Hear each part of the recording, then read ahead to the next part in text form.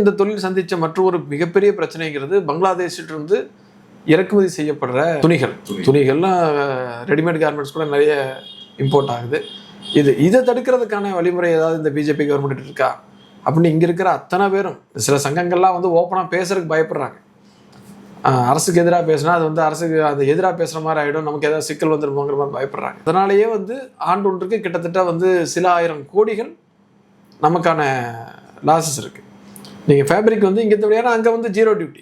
அப்படி இருக்கும்போது அங்கேருந்து இம்போர்ட் பண்ணுற துணிகளை வச்சுட்டு இங்கே உள்ளூரில் உற்பத்தி ஆகிற பொருளுக்கும் பங்களாதேஷிலிருந்து நீங்கள் இம்போர்ட் பண்ணுற பொருளுக்குமான அந்த ப்ரைஸை மேட்ச் பண்ணிங்கன்னா நம்மளை விட அவனது சீப்பாக இருக்குது. இது சொல்லியாச்சு. எங்களுக்கு அதை தயவு செஞ்சு மன்மோகன் சிங் கவர்மெண்ட்டில் இருந்த ஒரு கவுண்டர் வெயிலிங் டியூட்டியை போடுங்க. நீங்கள் ஜிஎஸ்டி இம்ப்ளிமெண்ட் பண்ணதுக்கப்புறம் தான் இந்த மாதிரி சிக்கல்லாம் வருது. ஸோ பங்களாதேஷிலிருந்து இந்த பொருளெல்லாம் உள்ளே வந்ததுன்னா உள்நாட்டு வர்த்தகத்தை அது பாதிக்கும், உள்நாட்டு வணிகச் சூழலையே அது பாதிக்கும். அப்படிங்கிறத இங்கே இருக்கிற ஏற்றுமதியாளர் சங்கம் உள்ளிட்ட அத்தனை தொழில் அமைப்புகளும் இங்கே வர்ற மத்திய அமைச்சர்கள்ட்டையும் டெக்ஸ்டைல் மினிஸ்டர்கிட்டையும் எந்தெந்த வகையில் சொல்ல முடியுமோ எல்லா வகையிலையும் சொல்லியாச்சு. ஆனால் இன்னைக்கு வரைக்கும் பங்களாதேஷிலிருந்து உள்ளே வர்றதுக்கான ஒரு கவுண்டர் வெயிலிங் டியூட்டியை போடுங்க அப்படிங்கிற எங்களோட கோரிக்கை இன்னை வரைக்கும் ஏற்கப்படவே இல்லை.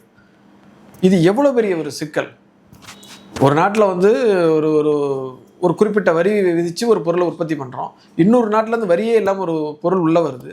மார்க்கெட்டில் ரெண்டு எப்படி போட்டி போட முடியும்? உலகத்தினுடைய தேவைகளில் கிட்டத்தட்ட அவங்க ஒரு 20% நெருங்கிட்டு இருக்கிறாங்க அப்படிங்கிறாங்க. அவங்க ஒரு முதன்மை தொழிலாக பார்க்குறாங்க. அந்த அரசாங்கம் அதுக்கு எல்லா வகையிலையும் முக்கியத்துவம் கொடுக்குது. ஆனால் இந்தியாவை பொறுத்த வரைக்கும் இங்கே பனியன் தொழிலை இந்த அரசு ஒரு ஏதோ ஒரு என்ன வெறும் 40,000 கோடிக்கு பண்ணுறாங்க, 30,000 கோடிக்கு பண்ணுறாங்க, இது ஒரு பெரிய தொழிலா அப்படிங்கிற மாதிரியான ஒரு பார்வை இந்த பாஜக அரசுக்கு இருக்குது.